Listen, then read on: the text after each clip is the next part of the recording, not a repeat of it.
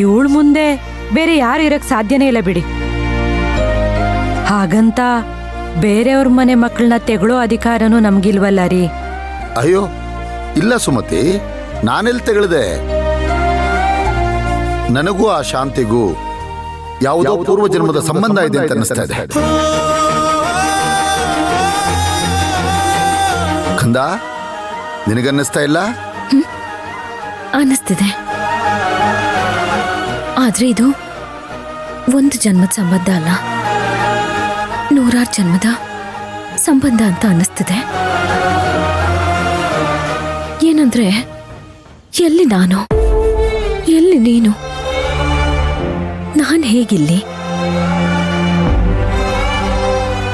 ಅದು ನಿಮ್ ಪ್ರೀತಿಲಿ, ನಿಮ್ ವಾತ್ಸಲ್ಯದಲ್ಲಿ ಹೇಗಣ್ಣ ಆಯ್ತಲ್ಲ, ಅರ್ಥ ಆಗ್ತಿಲ್ಲ. ಅಮ್ಮ ಅಚ್ಚು, ಏನು ನಾನು ಶಾಂತಿ ಬಗ್ಗೆ ಮಾತಾಡ್ತಾ ಇದ್ರೆ ನೀನು ಶಾಂತಿಯಾಗೆ ಬದಲಾಗ್ತಾ ಇದೆಯಲ್ಲ.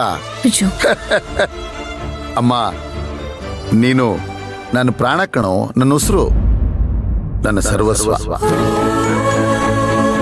ನಮ್ಮ ಅಚ್ಚು ಸ್ಥಾನನ ಈ ಮನೆಯಲ್ಲಾಗ್ಲಿ ನಮ್ಮ ಮನಸ್ಸುಗಳಲ್ಲಾಗ್ಲಿ ಆ ದೇವತೆಗಳು ಇಳಿದು ಬಂದರೂ ತುಂಬಕ್ಕಾಗೋದಿಲ್ಲ ಕಣಮ್ಮ. ಚೆನ್ನಾಗಿದೆ ರೀ ನಿಮ್ಮ ಅಣ್ಣ ತಂಗಿ ಮಾತುಗಳು. ಆ ಶಾಂತಿ ಯಾರು ಅಂತ ನಮಗ್ ಗೊತ್ತೇ ಇಲ್ಲ, ಅವಳಿಗೂ ನಮಗೂ ಯಾವ ಸಂಬಂಧನೂ ಇಲ್ಲ. ಆದ್ರೂ ಪ್ರತಿದಿನ ಪ್ರತಿ ಕ್ಷಣ ಯಾವುದೋ ಒಂಥರದಲ್ಲಿ ಅವಳು ನಮ್ ಜೊತೆ ಬದುಕ್ತಾ ಇದ್ದಾಳೆ. ಹಾಗಂದ್ಮೇಲೆ ಅವಳು ನಮ್ಮನೆ ಮಗಳೇ ಅಲ್ವೇನ್ರಿ?